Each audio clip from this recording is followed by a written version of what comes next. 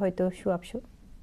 જી IRFC જે છે એ રેલવેને finance કરતી હતી, બટ ઘણા ટાઈમથી રેલવેઝને ફંડિંગ ગવર્મેન્ટ કરે છે, તો આઈઆરએફસી બાદ છે ફાઇનાન્સ એક્સ્ટ્રા ફાઇનાન્સની જરૂર નથી પડતી. તો આઈઆરએફસી એ શું કર્યું છે કે પાવર સેક્ટરમાં ડાયવર્સિફાઈ કર્યું છે. બટ ત્યાં ગ્રોથ આવતા થોડો ટાઈમ લાગશે. અને આઈઆરએફસી ની ખાસ વાત એ છે કે આને જે કોર્પોરેટ ટેક્સમાં છૂટ મળી છે ગવર્મેન્ટ ઓફ ઇન્ડિયા તરફથી, તો એ જ્યારે છૂટ હટી જાય છે તો એ કાઉન્ટર માટે નેગેટિવ હશે કંપની માટે. તો આઈઆરએફસી આ લેવલ પર અવોઇડ કરવો જોઈએ.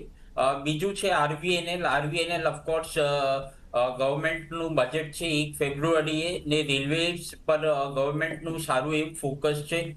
જે રેલવેઝ કેપિટલ એક્સપેન્ડિચર આઉટલે છે 20% વધશે. અને રેલવેઝનું ઘણું બધું કામ આરવીએનએલ ને મળે છે. તો આરવીએનએલ ઓફકોર્સ તમારે બાય કરવું